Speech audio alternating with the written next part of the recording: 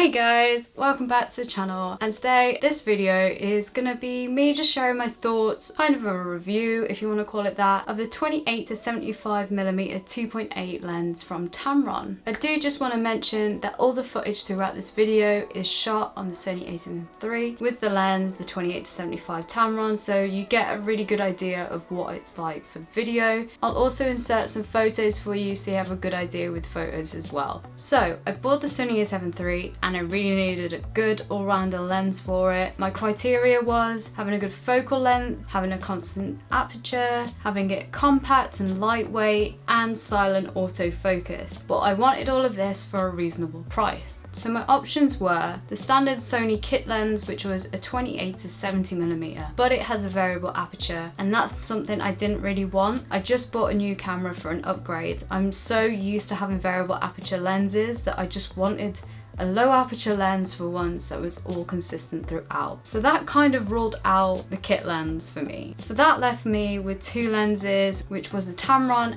and the Sony G Master 24 to 70. Because going back to what I wanted out of a lens, the main thing for me was that it was affordable, because I just bought the camera body outright, so I needed something reasonable. So the G Master was way too expensive because it was way over £1,000, whereas I got the Tamron for around just over £600, I believe. So it was quite a massive jump in that area, but it was also a massive jump in weight. The G Master was 886 grams versus the Tamron, which was only 550 grams. So it also had a massive jump there. So it was starting to look like, yeah, okay, the Tamron is ticking all my boxes here. In terms of the Tamron build quality, I'd say it's very minimalist and it's just very simple, and I really like that design. I also feel like the matte black finish to it really makes it more professional, and it feels really nice in hands. And that's despite it being all plastic. Yes, you can kind of tell that it is made of plastic, but it's definitely not a cheap feel at all. Whereas normally I feel like with kit lenses, they're all plastic and they do feel quite cheap. This doesn't at all. However, one of the odd things with the build is the fact that the zoom ring is at the front of the lens. I've never seen that, and I don't know, it just felt quite odd to me because I'm used to the focus ring being at the front and the zoom ring being at the back. I don't know if any of you have come across that in another lens, but it's not anything I've encountered. I won't lie, it is kind of a weird thing to get used to, but it hasn't stopped me from liking the lens. I think that is literally the only thing that I don't like about it. I can only think Tamron made this decision because it helped with making it more compact, so I don't know, that's my guess. But either way, it's something to consider if you are thinking about buying this lens. Another thing this lens is missing, which is on most other lenses, the manual focus autofocus switch. I've never had a lens like this before, but again, I think it's just reducing the price of it. However, it is weird to not have it there. But a good thing about using it on the Sony a7 III is that it has customizable buttons anyway. So I can just put that switch as one of the buttons, so I can easily go in between manual focus, autofocus. It just means that it's on a button now rather than actually on the lens. So again, it wasn't a deal breaker for me personally, but it might be for you. I haven't bumped into any problems with it, so it's just one of those things. So one of the things people are worrying about is the autofocus, and does this lens actually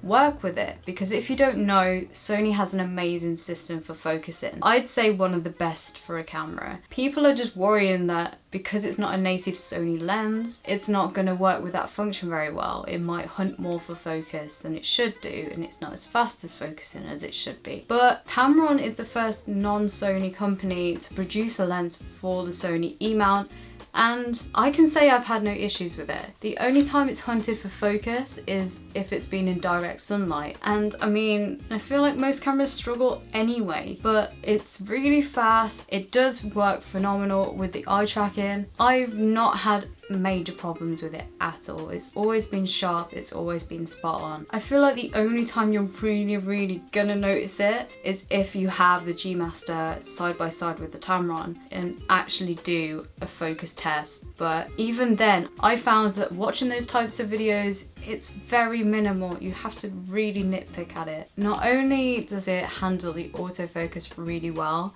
but it also has a very short focal distance, and that's been amazing because it basically turns it into a macro lens pretty much, which is great for if you're doing product reviews or just really want detailed shots of things.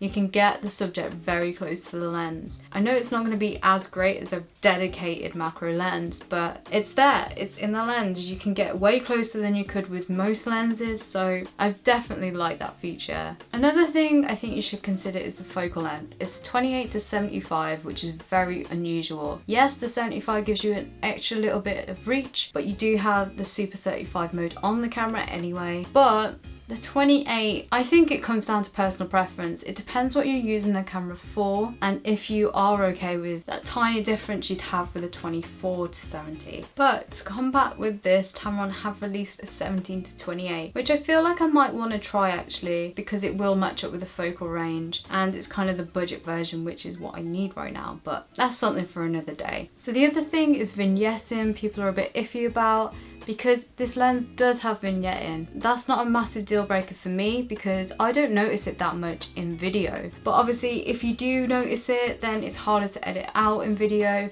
But with photos, it's pretty easy to do, especially in software like Lightroom. You can easily edit that out of a photo. About f4, I want to say f5.6, around there. That aperture onwards, I don't notice it at all. And that goes for barrel distortion as well. Talking about aperture, the constant 2.8 aperture I've absolutely loved using. As I said at the beginning, the only lenses I've owned are variable aperture lenses just because it's cheaper. So just to have a constant aperture has been amazing. Although it isn't the lowest, say like 1.4, that kind of area, 2.8, it blurs the background really smooth. Obviously, if you're really nitpicking, if the light's in the background, I don't think the bokeh is going to be as smooth, but again, that's only by a side-by-side comparison. I don't think you notice if you're just using this like me. But this lens really does separate the subject from the background really nice, really sharp. And I do feel like the 2.8 actually handles flares in photography really nice. So that's also a bonus if you like flares in your photography. So that pretty much concludes all my thoughts on this lens so far. You know, one crazy thought is if this lens didn't exist, then I don't know if I could have actually afforded to switch to Sony. That's quite a big thing. Well, if you're switching to Sony on a budget, then definitely consider this lens. I hope you've enjoyed it. Let me know below all your thoughts if you have any questions. You can also ask me on Instagram, Twitter, whatever you want. The links will be in the description. If you've enjoyed this video, please give it a thumbs up. Subscribe down below if you're new and hit that notification bell. And have a good night, have a good day, wherever you are, and I will see you in the next video. Bye.